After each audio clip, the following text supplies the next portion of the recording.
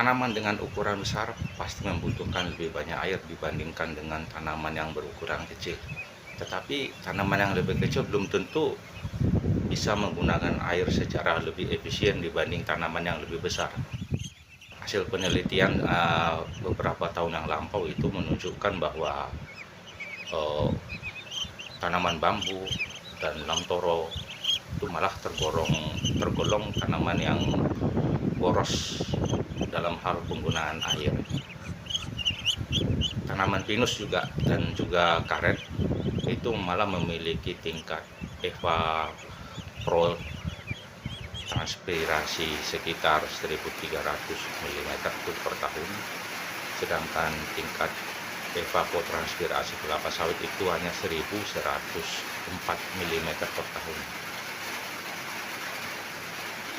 Jika dilihat dari indikator transpirasi atau jumlah air yang menguap ke atmosfer melalui tanaman akibat proses respirasi dan fotosintesis, beberapa studi mengungkapkan malah bahwa kelapa sawit memiliki nilai yang paling rendah, yaitu sekitar 0,24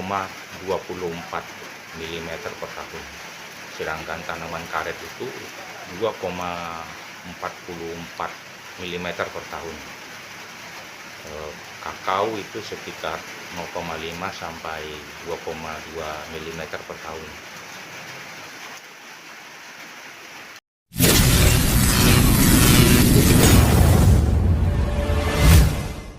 Jadi dari indikator-indikator ini terlihat bahwa kebutuhan air pada tanaman kelapa sawit itu justru lebih sedikit dibanding dengan tanaman lainnya.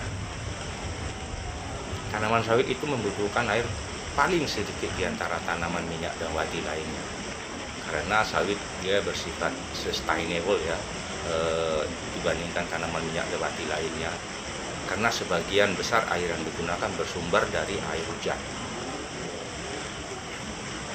Jadi anggapan kelapa sawit boros air itu sebetulnya sih bisa dibilang salah kaprah dari fakta-fakta yang tadi itu ya.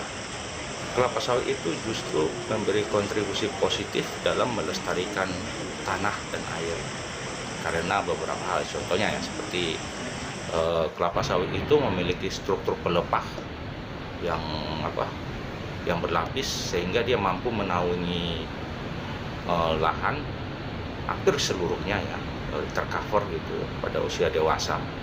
Dia mampu melindungi tanah dari pukulan langsung air hujan dari atas itu, sehingga meminimalkan erosi akibat dari water runoff.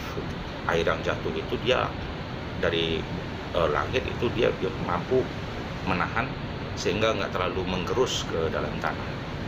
Di samping itu juga memang kelapa sawit memiliki perakaran serabut yang masif, jadi luas, dan membentuk sistem biopori tanah secara alamiah, sehingga mampu menahan air, menyimpan air itu melalui peningkatan infiltrasi air hujan ke dalam tanah, sehingga mencegah air itu berlalu begitu saja ya, dan menyebabkan adanya simpanan cadangan air di dalam tanah.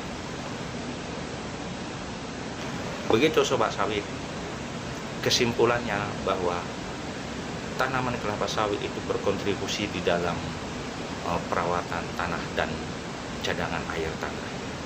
Terima kasih.